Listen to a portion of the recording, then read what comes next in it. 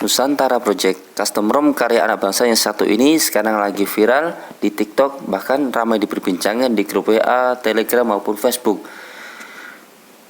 Apa sih kelebihan dari custom ROM ini yang bikin para pengguna Oppo maupun Vivo sampai bertanya gimana sih cara pasang custom ROM ini di HP mereka? Padahal seperti kita tahu kalau HP Oppo maupun Vivo itu tidak bisa dioprek. DBL saja itu masih untung-untungan. Lantas bagaimana buat teman-teman yang punya HP Xiaomi Redmi Note 10 supaya bisa menginstal custom ROM yang satu ini? Karena seperti kita tahu kalau HP ini sudah mengadopsi dynamic partition, yaitu penggabungan beberapa partisi, contoh sistem, vendor, dan kawan-kawan menjadikan satu partisi besar. Dan juga HP ini sudah ada dual slot layaknya di Android One, yaitu slot A, slot B. Itu menjadikan HP ini sangat teruat buat dioprek. Dan juga menuntut teman-teman supaya lebih berhati-hati dan teliti untuk mengoprek HP ini. Lantas gimana cara nanti pemasangannya? Simak terus di channel Ahmad SFT.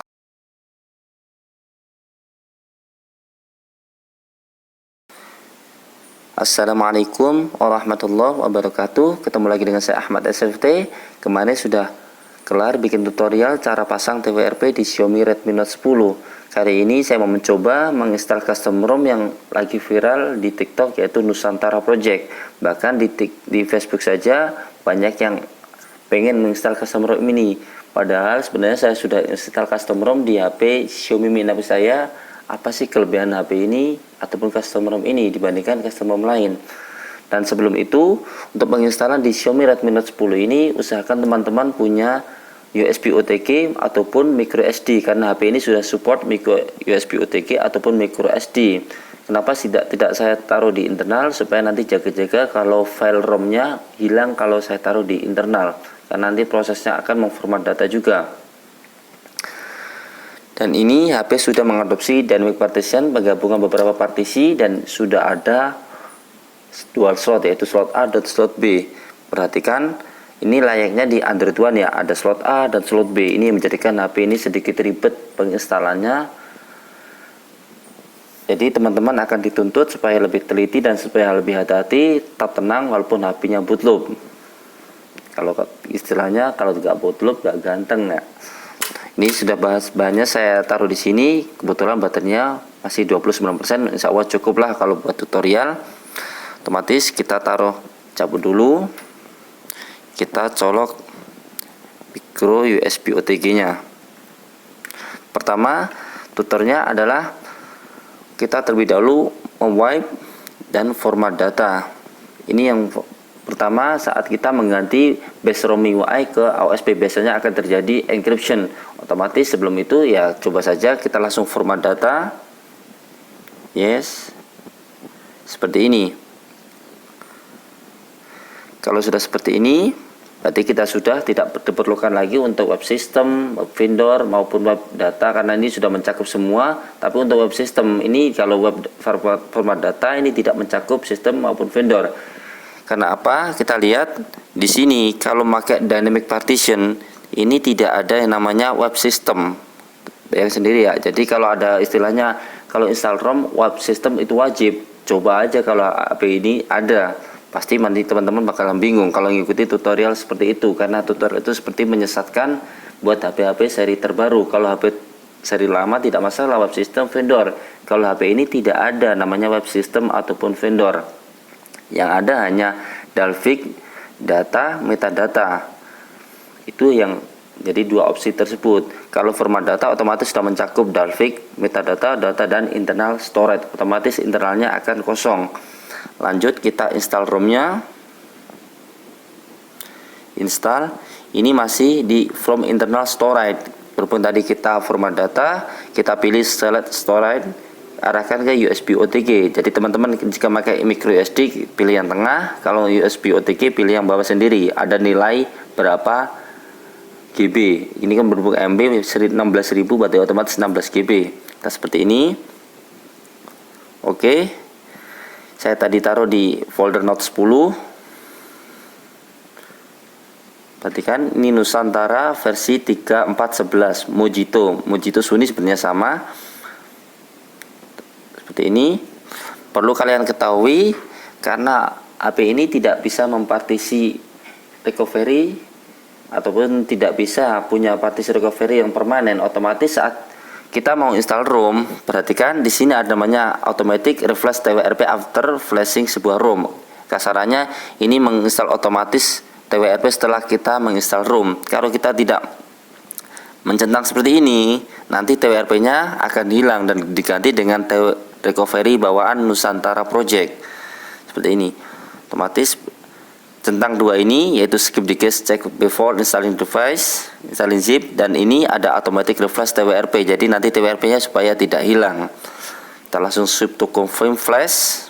Kita tinggal menunggu. Perhatikan di sini flashing AB zip to inactive slot B. Jika slotnya B, nanti sebelum kita sehabis install ROM, ini pilihnya slot B. Inilah susahnya kalau kita menginstal custom ROM yang ada dual slotnya. Berbeda dengan saat kita menginstal custom ROM di Xiaomi Redmi Note 5, Redmi Note 6, 7 sampai 8. Ini tidak ada istilah slot A, slot B, kecuali saat kita menginstal di Mi A2 ataupun Mi A2 Lite, ini sudah ada slot-slotan. Agak ribet sebenarnya sih ya. Tapi jika ikuti tutorial dengan benar, insya Allah HP-nya tidak akan bootloop. Ini prosesnya mungkin akan sedikit lebih lama. Kita tunggu saja. Ini saya pakai TWRP official, walaupun ini sudah editan sendiri, karena officialnya pun tidak akan ada opsi slot A maupun slot B.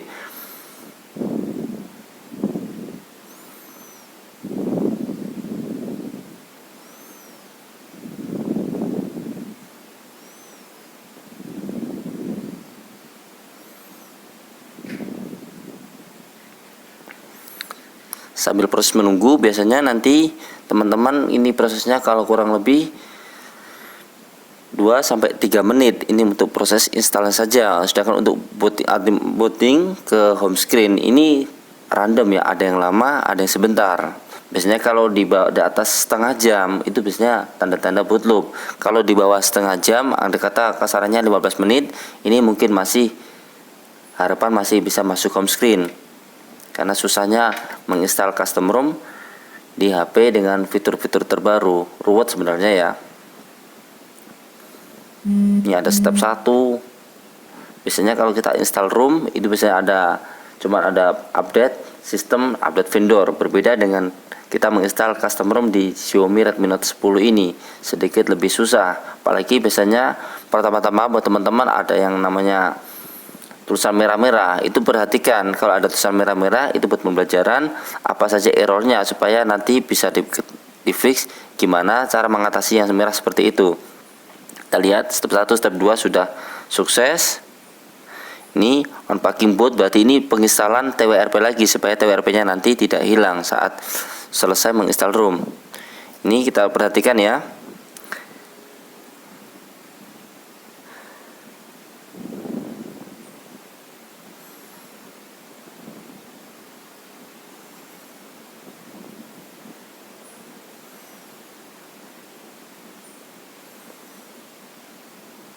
Ini proses backup boot. Ini kita lihat email flash, ini proses pasangan TWRP sudah selesai.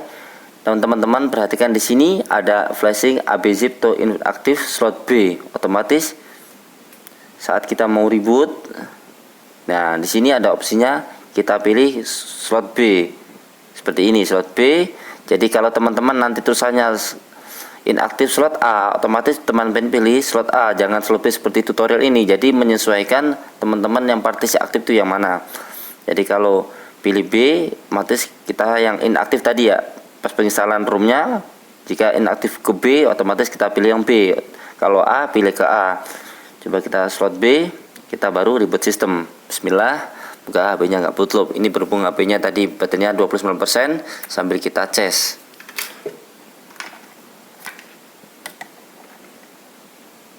Tunggu ada logo buat animasinya enggak.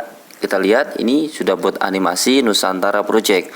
Untuk lama dari masuk home screen-nya ini kan tadi saya bilang random, ada yang lama, ada yang sebentar. Otomatis teman-teman sambil bikin kopi, makan gorengan lah, sambil nunggu HP-nya masuk home screen. Tapi sebelum itu, jika memang teman-teman support channel ini dengan cara mensubscribe ataupun like channel Ahmad SFT, insya Allah channel ini semakin maju.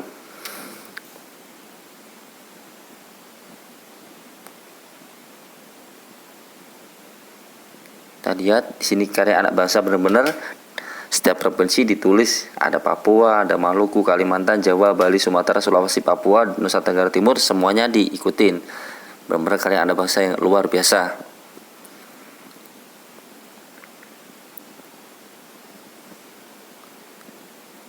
Karena dulu zaman Xiaomi Redmi Note 8, ini proses booting ini kurang lebih hanya sekitar 2 menitan sampai 3 menit. Mungkin HP ini akan sedikit berbeda nanti berapa waktu yang dibutuhkan untuk booting. Loh, ternyata cepat ya. Ini masuk home screen Nusantara Project. Ini sudah masuk Stubizar, otomatis kita sukses install Nusantara Project. Mungkin cukup sekian tutorial dari saya. Jika memang teman-teman mau konsultasi, bisa langsung digabung di channel grup Ahmad SFT. Jika memang ada salah tutur kata, saya mohon maaf yang sebesar-besarnya. Assalamualaikum warahmatullahi wabarakatuh.